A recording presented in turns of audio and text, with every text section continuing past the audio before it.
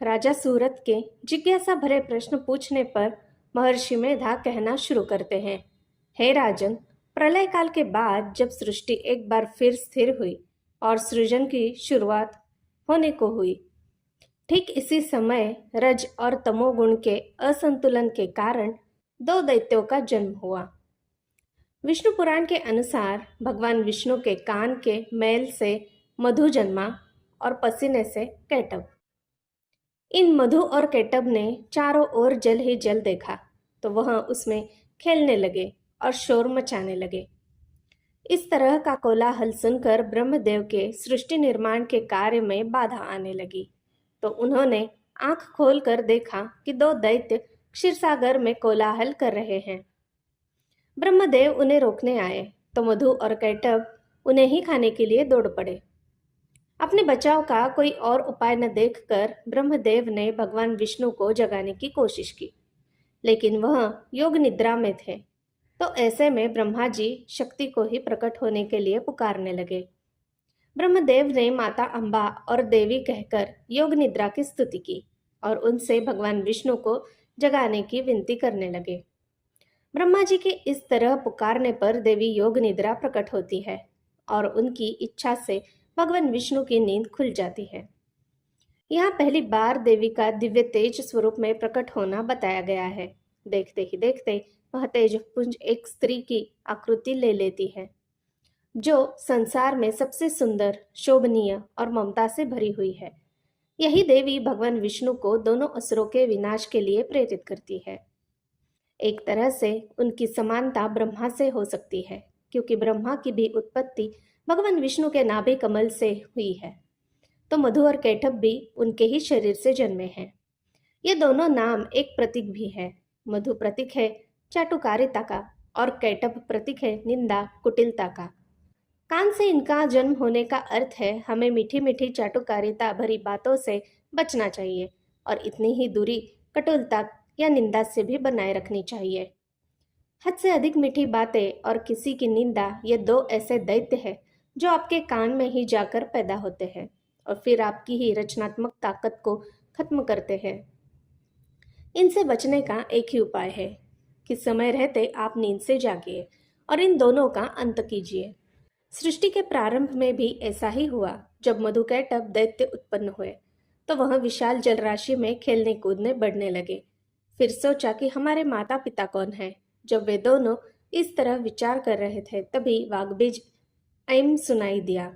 सरस्वती के बीज मंत्र ऐम का मधु कैटब निरंतर जप करने लगे। उन्हें तपस्या की धुन लग गई। 1000 साल के कठोर तप के बाद शक्ति ने उनसे पूछा कि क्या वर चाहते हो। तब मधु कैटब ने इच्छा मृत्यु का वरदान मांग लिया। जो जन्म दिया है वह मरेगा और जो उत्पन्न हुआ है वह नष्ट होगा ही। शक्ति ने भी सोचा कि इन्होंने अभिमान में आकर इच्छा मृत्यु मांगी है, अमरता भी मांग सकते थे। खैर, शक्ति ने उनकी इच्छा के अनुसार वरदान दे दिया। यह वरदान पाकर मधु कैटब ब्रह्मा जी की ओर लपके। उन्हें चेतावनी देकर कहने लगे कि या तो हमसे युद्ध कीजिए, नहीं तो ये जो पद्मासन पर आप बैठे हैं उसे छोड़ दीजिए। तब ब्रह्मा जी ने शक्ति की स्तुति की। ब्रह्मा जी की स्तुति के बाद शक्ति की प्रेरणा से भगवान विष्णु जागे और मधु कैटब के साथ भयंकर युद्ध करने लगे। युद्ध 5000 साल तक चलता ही रहा और इतने भयंकर युद्ध के बाद भी मधु कैटब नहीं थके, बल्कि भगवान विष्णु थक गए। भगवान विष्णु को थका हुआ देखकर मधु और कैटब कहते हैं कि लगता है तुम थक गए हो, इसलिए हमारी चाकरी स्वीकार कर लो और अगर प्रस्ताव नामंजूर है तो युद्ध करो। तुम्हें मारकर हम इस 4 मुख वाले ब्रह्मा को भी मार देंगे। भगवान विष्णु ने यहाँ सामनीति का प्रयोग करते हुए सोचा कि अभी कुछ देर आराम करना ही ठीक है। इस तरह वह बहाने से इस बारे में सोचने लगे कि आखिर इन दोनों की इस अपार शक्ति का राज क्या है। ऐसा सोचते हुए वह माँ शक्ति का ध्यान करते हैं। तब देवी अपने चतुर्भुज रूप में प्रकट होती है और इच्छा मृत्यु का रहस्य बताती है और मृत्यु का उपाय भी बताती है। देवी से मधु कैटब भी मृत्यु का उपाय जानकर भगवान विष्णु फिर से दोनों को युद्ध के लिए ललकारते हैं और कहते हैं कि आप दोनों बहुत वीर हैं, पराक्रमी हैं। आपसे युद्ध करके मैंने कई दाव सीखे। मैं आपसे बहुत प्रसन्न हूँ, इसलिए आप मुझसे जो चाहे वो वर मांग लीजिए। अभिमान से भरे मधुकैटभ ये सुनकर हंसने लगते हैं और कहते हैं कि तुम जो अभी तक हमसे जीत नहीं पाए, तुम हमें क्या वर दोगे? चाहो तो हमसे ही कुछ मांग लो, हम मना नहीं करेंगे। मांगो, वर मांगो, हमसे वर मांगो। उनके इस तरह बार बार कहने पर भगवान विष्णु कहते हैं, ठीक है, ठीक है। अगर कुछ देना ही चाहते हो तो तुम दोनों मेरे हाथ से मारे जाओ। ये वरदान सुनकर मधुकैटभ फंस गए थे। उन्हें इसका आभास हुआ, लेकिन वे अब पीछे तो नहीं हट सकते थे। इसलिए उन्होंने एक और चालाकी करने की सोची। अपने चारों ओर जल ही जल देखकर उन्होंने कहा कि ठीक है, हम तुम्हारे हाथों मरने को तैयार हैं, लेकिन हमें वहां मारना जहां जल ना हो। मधुकैटभ ने सोचा था कि अब यहाँ सूखा स्थान कहाँ मिलेगा, लेकिन भगवान विष्णु ने अपना स्वरूप विस्तार किया और मधुकैटभ को अपनी जांघ पर रखकर उनका शीश काट दिया। मधु और कैटभ के मृत शरीर के मैदा से धरती की सतह बनी और यह धरती मेदिनी कहलाती है। इस तरह देवी की कृपा से सृष्टि की पहली दो असुरी शक्तियों का अंत हुआ। मधु को मारने के कारण ही भगवान विष्णु का नाम मधुसूदन है और यह नाम द्वापार में उनकी कृष्ण लीला के समय भी काफी प्रासंगिक रहा है और कई जगहों पर कृष्ण को मधुसूदन नाम से पुकारा गया है। देवी शक्ति की वजह से भगवान विष्णु दोनों दैत्यों का अंत कर पाए, इसलिए देवी को दोनों दैत्यों का नाश करने वाली कहा जाता है। सप्तशती के पहले अध्याय में इस कथा के साथ समाप्ति होती है और फिर आगे देवी के अन्य रूपों का वर्णन किया गया है। अब सुनते हैं माँ शैलपुत्री की कथा।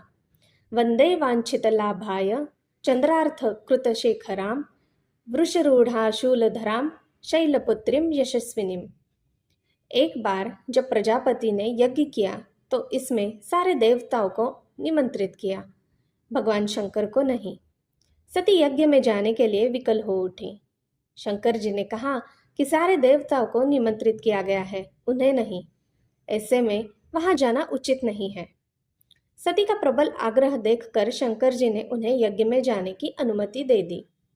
सती जब घर पहुंची तो सिर्फ माँ ने ही उन्हें स्नेह दिया।